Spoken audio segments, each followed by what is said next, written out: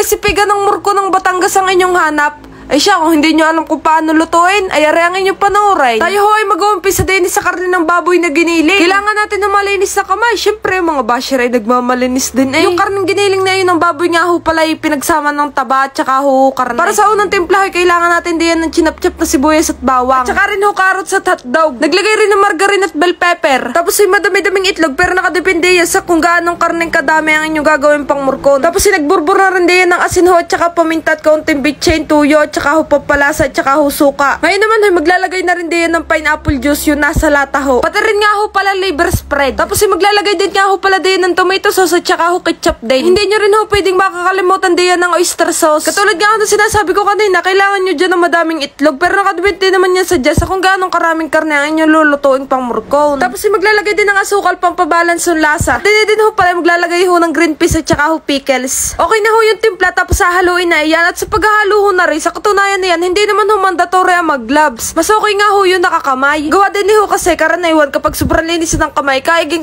na ho yung haluin. Pero kung sa inyo nga ho may gloves at gusto nyo yung naka-gloves, ay di kayo mag-gloves. Wala naman ho napigil. Mas okay ho kung yung gloves yung gagamitin ay matibay. Tingnan nyo ga, pag garning plastic ay talaga nabubutas din. Gawa na ngayon ho kasi sa paghalo mo na matagal ay sa pagbigat din yung mixture. Lalo na't lalagyan pa ho yan ng harina para mabuo. Kaya ho mas maigi kung ay gagamit ng gloves, ay di yun ho matibay-tibay na agad. Gawa na sinasabi ko nga sa inyo, bibigat yung mixture na iyan. Syagit, ari nga pala ho gagargaran din niyang keso at saka ho lalagyan ho niyang pasas. Hahaluin ho ulit at iintayin hanggang sa magkaigi yung consistency at yung lasa. Gawa nang yan ay hindi mo pwedeng balutin sa dahon ng saging na nagtutubig. Speaking of balutan, kakailanganin mo diyan ng dahon ng saging na nilaib na. Tapos sa mga nagtatanong kung paano ho gawin yung pantali, ay papagarni lang ho yan. Panoorin nyo na lang kung paano ibinubuhol. Kasi ho bago nyo balutin yung murkon, dapat nakahanda na mga garnin yung panali. At dapat din nga ho pala yung dahon ng saging ay putol na ho ng tamang size. Tapos din ho pala yung gagamitin yung dahon ng saging pambalot diyan ay nasa tamang kondisyon. Basta ang alam ko pili yung gayang saging na pambalot sa murkon. At gamit nga ho yung tasa, kukuha ka lang ho ng mixture at ikakalat mo diyan sa dahon ng saging at babalutin mo na. Maglalagay ka lang ng sakto at katamtaman para naman ho hindi sumubra diyan sa dahon ng saging. At sa pagbubuhol naman ho na ring murkon ay papagarni lang ho, manood ka na lang uli. Diga kukuha ka ng tali tapos ay pasisikipan mo. Ngayon ay papabilog mo at ilulusot mo doon sa dahon ng saging. Tapos pahigpitan mo uli at iyong gagayanin. Bubuhol mo naman ng papagarne tapos yung kabilang dulo naman ang siyang iyong paiigtingan at ibubuhol. Yan, papagarne ho. Kaya okay na dapat tansyado mo talaga yung ilalagay mo di yung mixture nang hindi nagkakayat, nang hindi naglalatite. Yan sadya ay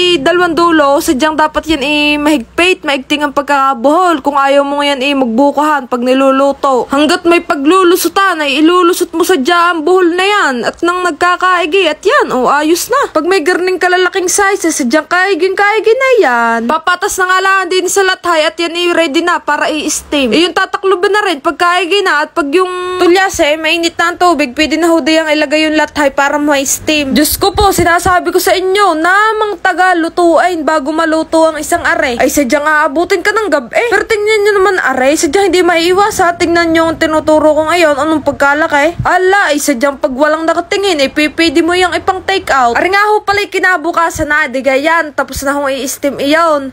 Ngayon, yan naman hong murko na yan, na-steam na, ay pipirtuhin mo ho din sa mantika na ganyang nakabalot sa dahon. Yung isa-isahin na nga lang na iprito yan. Sadya namang ang murko na masarap kapag pinrito, lalo na kung yan ay tostado. At para ho patiktikin yung mantika ngayon, abay, di maglagay ka na lang di yan ng dalawang kahoy. At yan ho ay diretso ang tiktik ng mantika na yan, sinasabi ko sa inyo. Ay siya pa paano, kung hindi mo alam kung paano lutuin, ay arang yung panoorin, paalam.